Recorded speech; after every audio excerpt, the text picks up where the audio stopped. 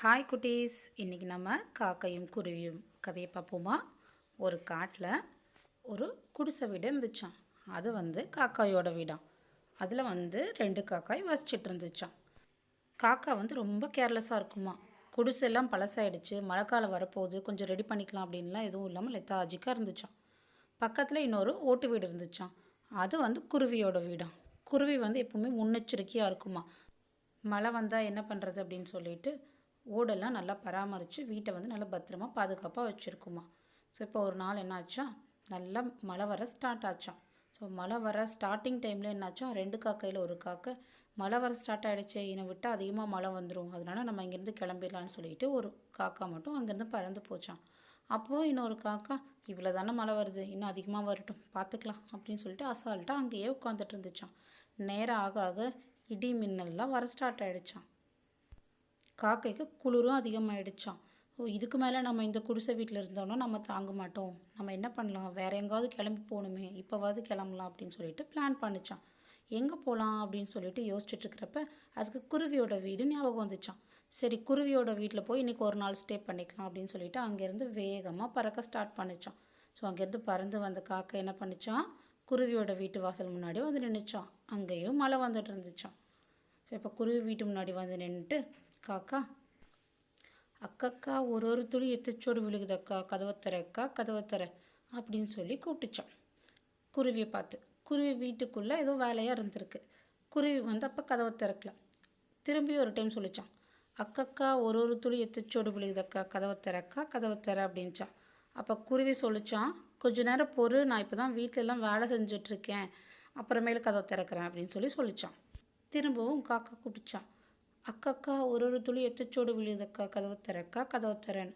அப்போ குருவி சொல்லிச்சான், இரு, இப்போ தான் நாங்கள் எல்லோரும் சாப்பாடு சாப்பிட்டுட்ருக்கோம், சாப்பிட்டதுக்கப்புறமா உனக்கு கதவை திறக்கிறேன் அப்படின்னு சொல்லிச்சான். திரும்பவும் காக்கா கூப்பிட்டுச்சான், அக்கக்கா ஒரு துளி எத்திச்சோடு விழுதக்கா, கதவை திறக்கா, கதவை தர அப்படின்ச்சான். குருவி சொல்லிச்சான், இப்போ தான் எங்கள் வீட்டில் எல்லோரும் தூங்க போயிருக்காங்க, கொஞ்சம் நேரம் பொறு அப்படின்னு சொல்லிச்சான். திருப்பியும் மழை ஜாஸ்தி ஆகிடுச்சான். காக்கானால நடுக்கம் தாங்க முடியலையாம். இப்போ திரும்பவும் கூப்பிட்டுச்சான்.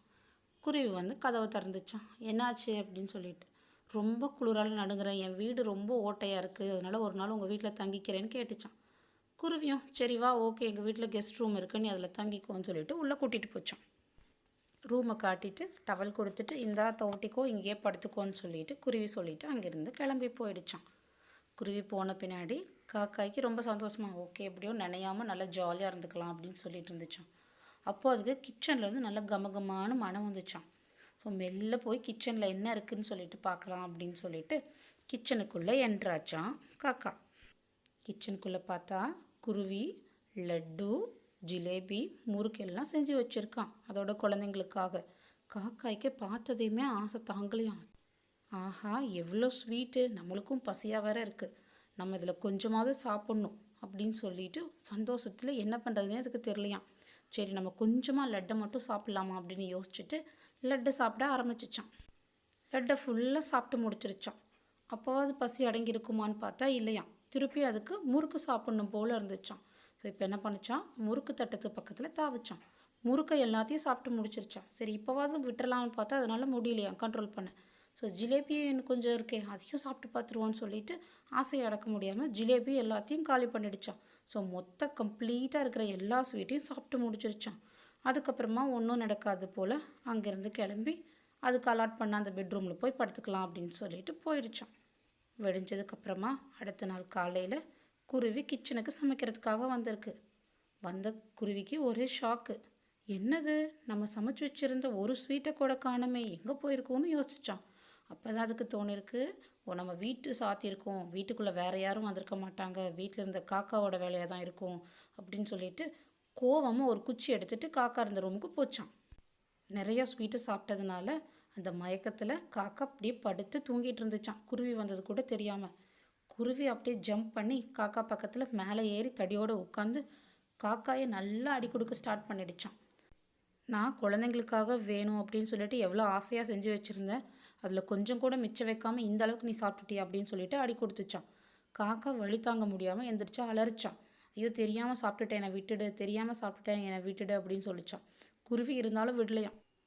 சாப்பிட்டதான் சாப்பிட்டேன், கொஞ்சமாக சாப்பிட்ருக்கலாம்ல, அட்லீஸ்ட் என்கிட்ட கேட்டிருக்கலாம்ல, கொஞ்சம் கூட யோசனையே இல்லாமல் இருந்து எல்லாத்தையும் காலி பண்ணிவிட்டு இப்போ நான் குழந்தைங்களுக்கு எதை கொடுக்குறேன்னு சொல்லிட்டு பயங்கரமாக அடி கொடுத்துச்சான். வலி தாங்க முடியாத காக்கா அங்கேருந்து ஐயோ அம்மான்னு சொல்லி அலறி அடிச்சுட்டு குருவி வீட்டிலேருந்து பறந்து போயிடுச்சான். எப்போவுமே அடுத்தவங்க வீட்டுக்கு நம்ம போய் இருக்கோம் அப்படின்னா அவங்கள நம்ம டிஸ்டர்ப் பண்ணக்கூடாது. நம்மளுக்கு ஏதாவது வேணும்னா அவங்கக்கிட்ட பெர்மிஷன் கேட்டுட்டு தான் வாங்கிக்கணும். ஓகே குட்டீஸ், இன்னொரு சூப்பரான ஸ்டோரியோட நான் நெக்ஸ்ட் டைம் உங்களை மீட் பண்ணுறேன். அது வரைக்கும் பாய்.